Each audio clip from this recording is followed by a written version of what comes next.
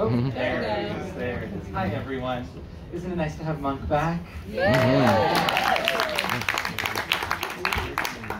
I'm David Cantor with Vanity Fair. I'm very, very excited to speak with Tony Shalhoub about Mr. Monk's last case. Tony, come on out.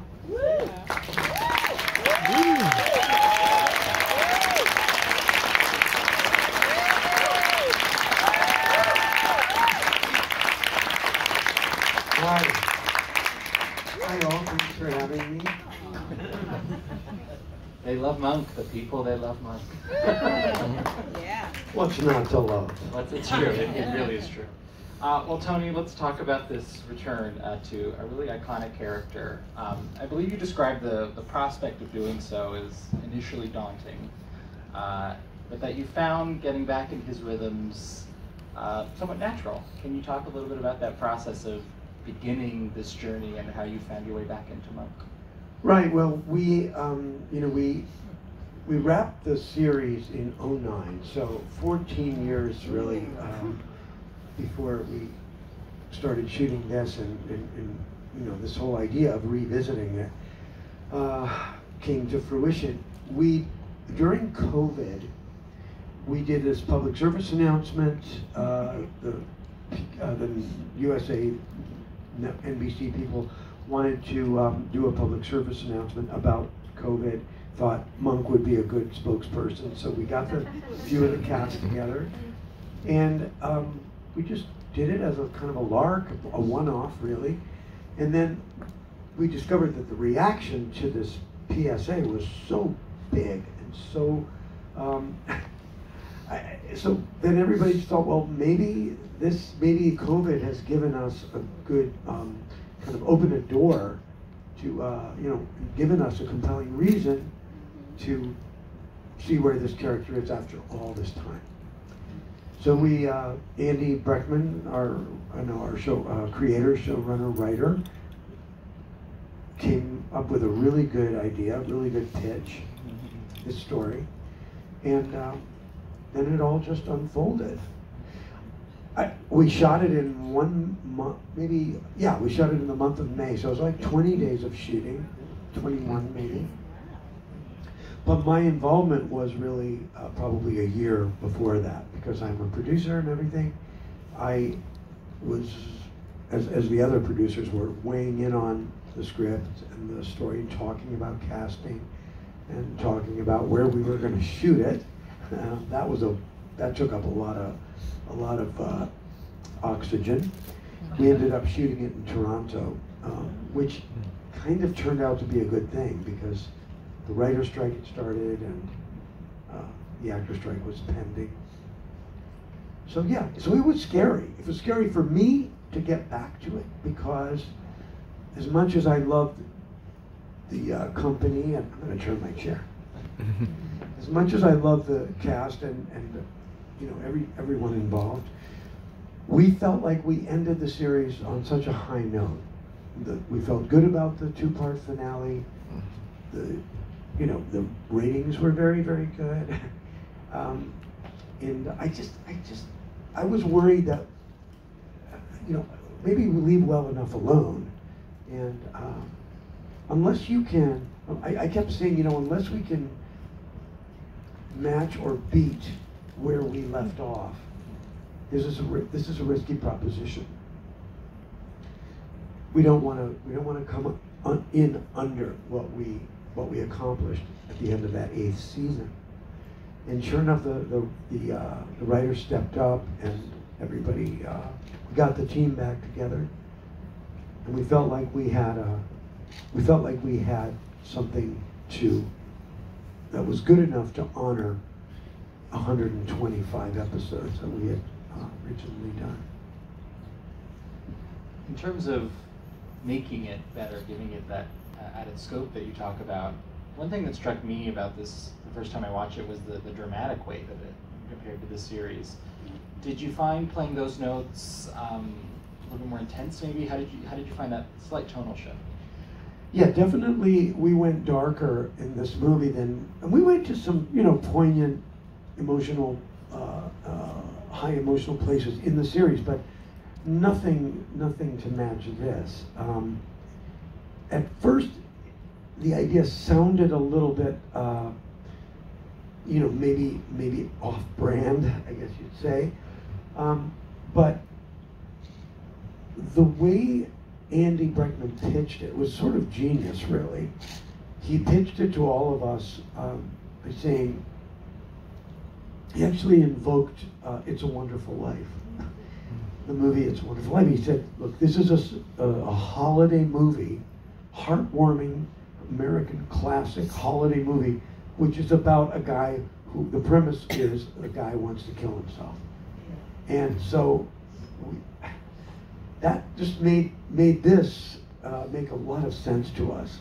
And it reassured us in a way that we could keep the comedic elements of Monk alive, and we could even boost them somewhat. So once he framed it that way, and then obviously came up with a really nice script, everybody was all in. Everybody was on board. You do have some great comic moments still in this movie. Well, one of which, to full disclosure, one of which I fought tooth and nail. I did not. The dog poop moment. I really did. I pushed back on that. I admit it. I pushed back. It's just like, man, God knows I like cheap. I'm okay with cheap. But this was, I thought, on the page, I just thought, really? This seems a little, I don't know. It just seemed too far. And so I really had actually more than one serious sit down with Andy, trying to convince him that there's got to be a better way here. And in his defense, we're always the four of us. We have 4 exec producers: Randy Zisk, who directed it; David Oberman, who's been with us from the very start. He was co-creator, actually. And Andy and myself. And we're always really good at collaborating, at negotiating. One person digs in their heels about something, and I'll give you 2 of these, you give me 1 of those. This is important to me, this is less important. But on this one, Andy really dug in his heels. He was immovable on the dog shit. So, so we thought, okay, you know what? We're just gonna just close our eyes and we're gonna just do it. We're gonna do it, and then, maybe we can do something in editing if it's disastrous. And I gotta say, on the day when we were shooting it, it was a lot of fun. And it was, once I was in the zone there, then the penny dropped and I got it. And then once we saw it in the edit, I thought, well, now it's in the editing, it became my favorite moment. How can we build this? And, trailer was great in there, and that's the genius of Andy Breckman. There's a tragedy that occurs. This guy is blown up, and instead of our attention going to that, Monk, who we've often have seen him self-centered and not empathetic, God knows. And there he is again, just cannot get outside of himself. So I'm really glad that we did it. I'm glad that I caved, and it just turned out to be a really risky but positive moment.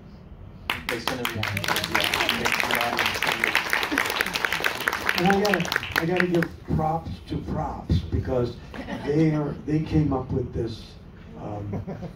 I don't know what it was. I don't want to know what it was, but it was. And the way they put it on the ground was, like those pastry things. You write happy birthday, that's what they were using to get that. And I just thought, once I saw that, I thought, yeah, that is genius. So that just goes further proof on how shamelessly cheap I really am. There is something to be said, though, for, I think, seeing you really enjoying the scene on the day, as an actor at least, maybe not enjoying it, and then being able to, alongside that, as you were saying, really feel those dramatic moments and have those in tandem. One thing I was thinking about with this movie is the notion that Monk is perhaps less of an alien to the rest of the world than he had been in the original series. The notion of the pandemic kind of implies that we all kind of caught up to him in a sense. I'm curious how that informed the way you played him. Yeah, I think that was a huge driver for all of us, and everyone in every department. This idea that Monk's neuroses and his disorder seem not so not so alien, not so crazy, and we all identify with him in a different way. In the early going, in the first 8 seasons, he was a curiosity. He was an oddball. He was that outlier. And now he's more of a like, oh well, he's troubled, but we get it. We're kind of there with him. That's not comforting to Monk at all. Unfortunately, he's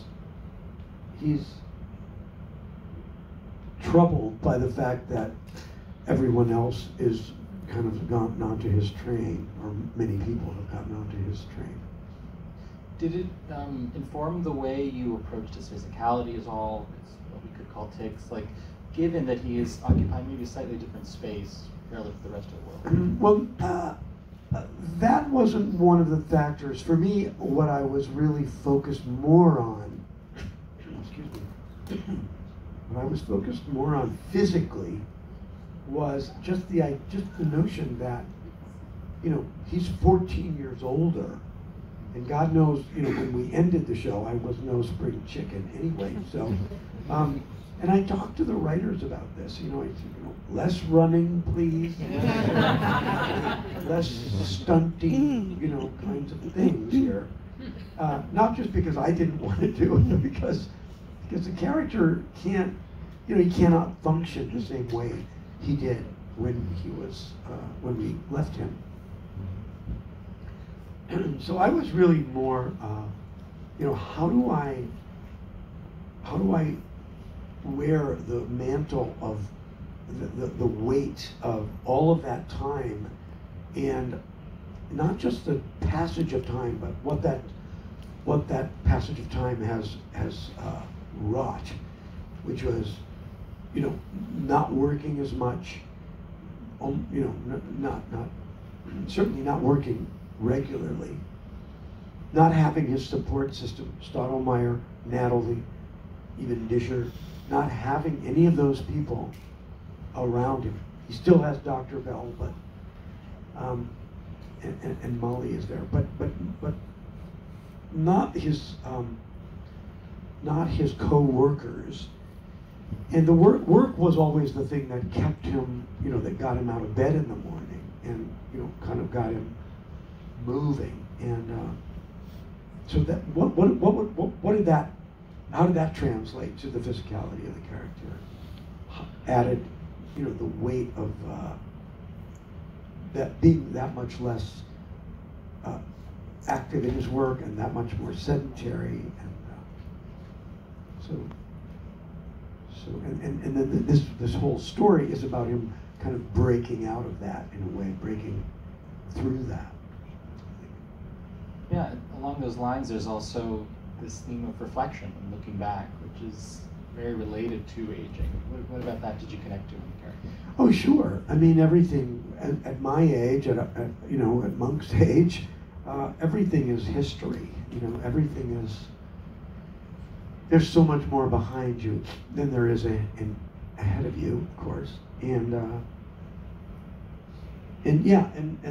in Monk's case, reflecting is, there's no profit there. I mean, it's bad. It's even in the Randy Newman song, so brilliantly in the lyrics of the song. So little to remember, so much to forget. I mean, it's translates into not that many happy, positive moments, and a lot of bullshit that had to have been gotten through and navigated. Can you talk a little bit about filming the ending? Speaking of the poignancy, it also really, I think, brings the scope of this being a film into clarity. Right. Well, that was a real concern too.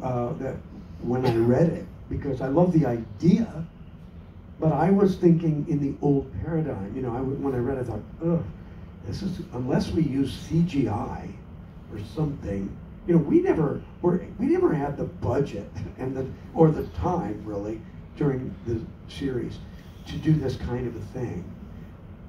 Fortunately for us, I didn't know this at the time when I first read it, but the network, Peacock was really ready and willing to step up and give us the resources, give us the time, and allow us to have that many extras in the budget, in that large a scope. That crane, for example, that beautiful crane shot. Those were things that were, just not at our we did not have those at our fingertips for 8 years. We were, in our defense, we made a decent show, but we were working on a shoestring budget. Shot it on 16 millimeter, that show, which is, if you've ever done that, is quite challenging. And here we had a fancy Aeroflex digital thing. We had an amazing cinematographer, real film. We were shooting it like a film. And thank God we didn't have the pressure cooker of, that ticking clock. Like, oh God, we're on our 6th day and we only have 8 days and we've got 25 more pages. What are we going to, which was always the challenge well, it was the challenge of all TV, really, of all most series, other than the streamers, I guess. But no, this was a luxury for us, and I think everybody kind of brought it, and it shows up on the screen. Yeah. So how did that feeling of extra resources impact you as an actor, particularly in that final stretch? Oh, well, we really, in many ways, gave us the freedom to do more takes, the freedom to try more things, the freedom to take our time and really, when something was not quite clicking, to, step back and massage it and figure it out, solve the problem and go after it again. In the old days, we just did not have that luxury. We were, it was gun and run and, sort of flying by the seat of our pants. And then, hopefully, please God, fixing it in editing. I mean, literally, that was going on a lot. This was just we were able to exhale and really, and not just us as actors, but in every department, people have the time and support. Beautiful thing about a long-running television series is you really develop a family with your cast and crew. How did you find reuniting with everybody, and what do you think that brought to, again, this 14-year gap back on the screen? Oh, it was great. I hadn't seen them very much, really. I seen Trailer a couple of times, and keeping in touch with people. I had not seen Ted, and because he lives like on a ranch somewhere, and Jason I maybe ran into once, but it was great. And what was most satisfying and sort of heartening was that everybody came into it really with just this great energy, really wanting to come back. We didn't have to kind of like, oh please, we didn't have to like get down on one knee and even Hector Elizondo, he was retired. He was in his mid-80s, whatever, and he was done and living in his nice life, with his wife out here in LA. And when we first approached him, he's like, well, I'm retired now, which is, I think, where Andy got the idea for Bell being retired. But we just, and then the network said, well, maybe we'll just, so much time has passed, maybe Monk has a new shrink now, could have easily gotten a new shrink. And I was just like, no, I don't. We got to have Dr. Bell, got to have Hector. Because, first of all, because those two scenes that Andy wrote were so strong, so deep. And so we sweet talked Hector into, we said, look, just come out, we'll shoot you out in one day. We promise we'll get you in and out. And we sent him the pages, and he was in. And those also are two of my favorite scenes. I just adore the man, and it's just so thrilling to see him bring it the way he did. Just never missed a beat, never missed a word, totally prepared, totally, warm, and it was just dreamy that day. You could feel it on the screen. Well, I know I speak for everyone when I say it was a pleasure to see you and everyone back. Yeah. Maybe we'll see you again. Well, thank you all.